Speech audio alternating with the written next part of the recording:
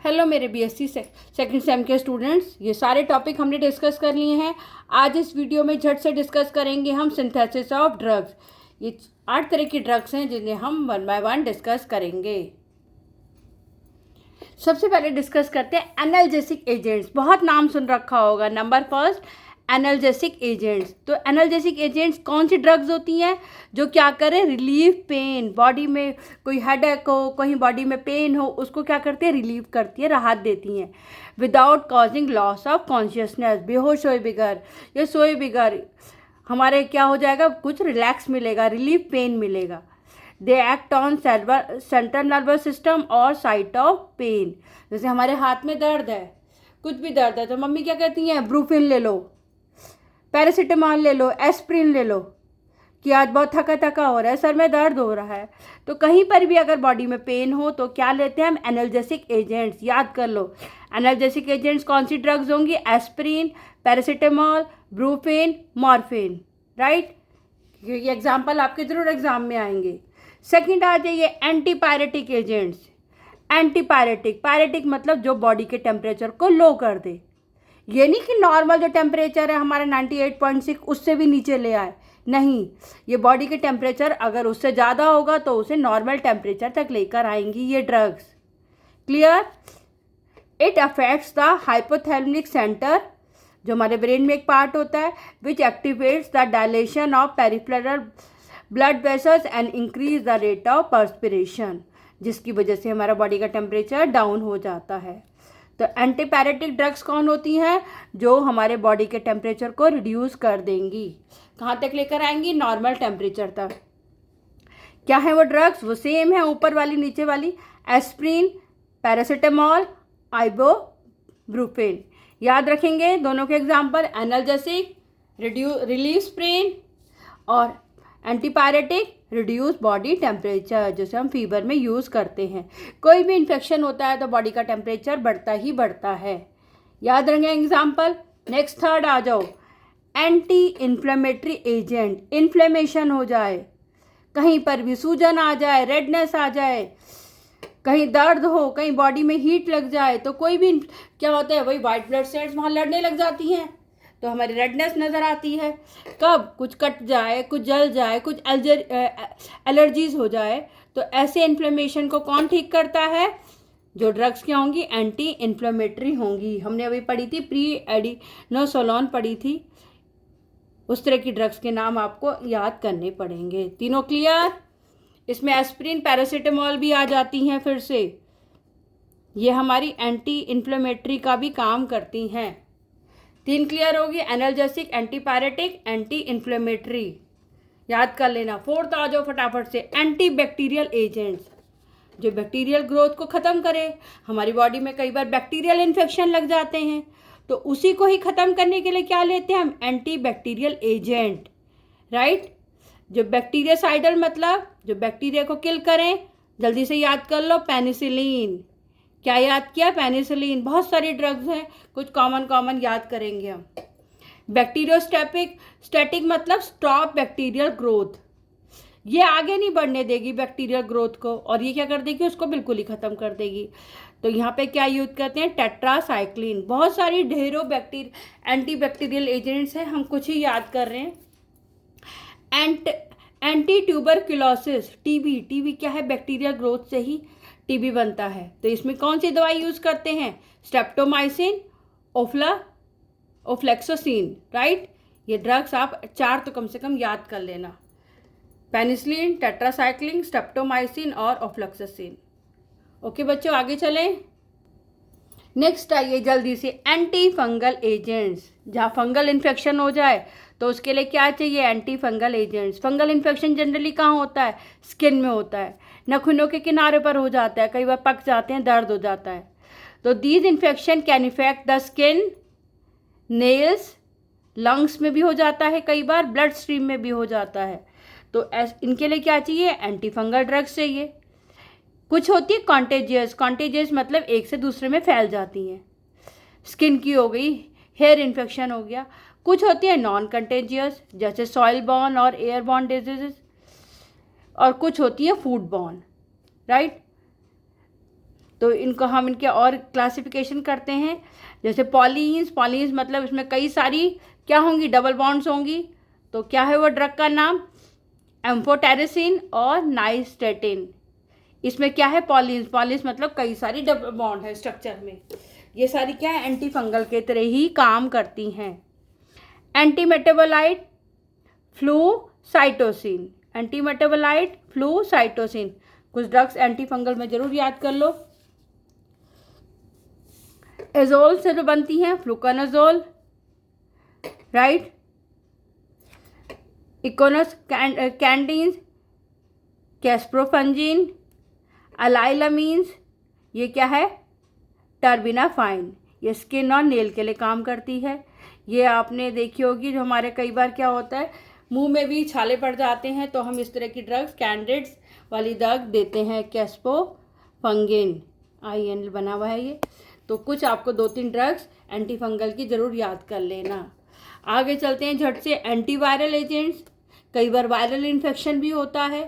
जो drugs viral infection को cure करे वो क्या होंगी, एंटीवायरल। किसको, वायरल इन्फेक्शन को जो क्योर करे। वायरस में आपको सभी को पता है न्यूक्लियस नहीं होता, वो दूसरे की बॉडी में ही जाके ग्रो करता है। तो वायरल डिजीज़ में आपने हर्पीस डिजीज़ सुनी होगी।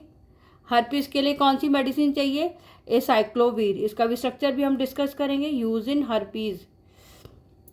अब इतनी ज़्यादा हम एक एक डिजीज़ को बहुत ज़्यादा डिटेल में नहीं कर पाएंगे। याद रखना हर्पीस के लिए कौन सी चाहिए, acyclovir.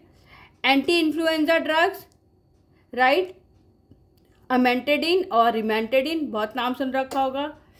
Anti retroviral drugs, zidovudine. Anti hepatitis drug, sofosbuvir. एक एक एग्जाम्पल इनका ज़रूर याद कर लेना। अब आते हैं लास्ट हम सेंट्रल नर्वस सिस्टम एजेंट, जो हमारे क्या हो, ब्रेन को ही या तो एक्टिव करे या डिसएक्टिव करे। किसको करे, ब्रेन को। सेंट्रल नर्वस सिस्टम ब्रेन का पार्ट है। तो सेंट्रल नर्वस सिस्टम ड्रग्स क्या होती हैं, that act on the brain and spinal cord to affect the mood, behaviour, consciousness and excitation. कोई इंसान क्या हो, बिल्कुल डल पड़ा हो तो उसे एक्टिव कर देंगी, और ज़्यादा ही एक्टिव हो तो उसे क्या करना होगा, हमें थोड़ा सा स्लो करना पड़ेगा, राइट। जैसे कई होते हैं ना, इंसान सोचते हैं कि हम कोई नशे की चीज़ें ले लेते हैं, वो भी सब इसी में ही आता है। और हमें किसी को बेहोश करना होता है तो भी हमें इसी में से दवाई लेनी होती है ऑपरेशंस के टाइम पर। तो सबसे ज़्यादा मोस्ट कॉमन क्या है, CNS डिप्रेसेंट। दिमाग को जब हमारा कोई ऑपरेशन करना होता है या कोई इंसान बहुत ही ज़्यादा परेशान होता है तो इस तरह की दवाई दी जाती है, तो कि वो अनिस्थीसिया की तरह बेहोश पड़ा रहे, सोता पड़ा रहे। तो फिनोबार्बिटल सबसे मेन इसमें ड्रग यूज़ होती है, फिनोबार्बिटल। ये ड्रग यूज़ करती है जनरली एनेस्थीसिया की तरीके से। अगर कोई भी ड्रग अगर हम लो डोज में लेंगे तो सिडेशन, खाली नींद देगी। हाई डोज में लेंगे तो क्या होगा, हिप्नोसिस, वो पूरी तरह से एक अलग ही आँखें में बिल्कुल अलग अलग दुनिया में पहुंच जाएगा। और उसको ज़्यादा डोज में लेंगे तो एनेस्थीसिया, पूरा बेहोश हो जाएगा। उसको हिलाएंगे डुलाएंगे तो भी नहीं हिल पाएगा। और बहुत ही ज़्यादा डोज में चली गई तो उसकी कई बार डेथ भी हो जाती है।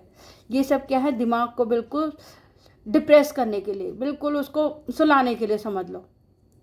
सबसे पहले अगर कम डोज में उसको हल्का से सुलाएंगे, उसको फिर भी हिला सकते हैं। थोड़ी और डोज में हिप्नोसिस हो जाएगा, हिप्नोटाइज की तरह हो जाएगा, उसे कुछ आता पता ही नहीं होगा। ज़्यादा डोज दिए तो पूरा एनेस्थीसिया में पहुंच गया, और बहुत ज़्यादा अगर डोज चली गई तो उसकी डेथ भी हो जाती है। तो इसको इतने ज़्यादा यूज़ में हम नहीं रखते।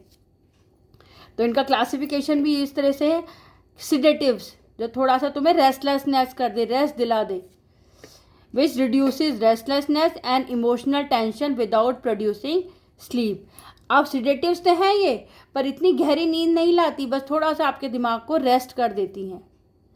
It cause mild depression, excitation and calms the anxiety. जैसे कोई एंग्जाइटी, ज़्यादा डिप्रेशन में आ रहा हो, टेंशन में आ रहा हो, तो उसे हम सिडेटिव ड्रग्स देते हैं। ड्रग्स हमने बता ही दिया, फिनोबार्बिटल ये मेन है, इसी से ही मॉडिफाई होकर ड्रग्स बनती हैं।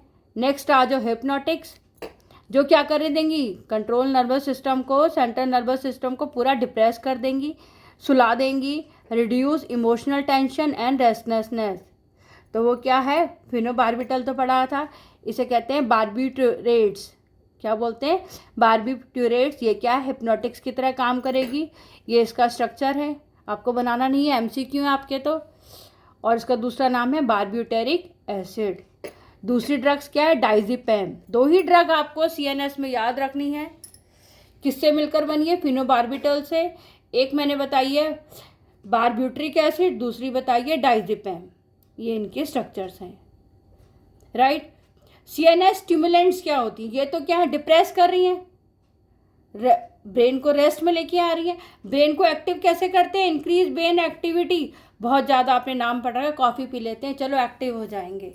तो कैफीन वो क्या करेगी, ब्रेन को एक्टिव करेगी।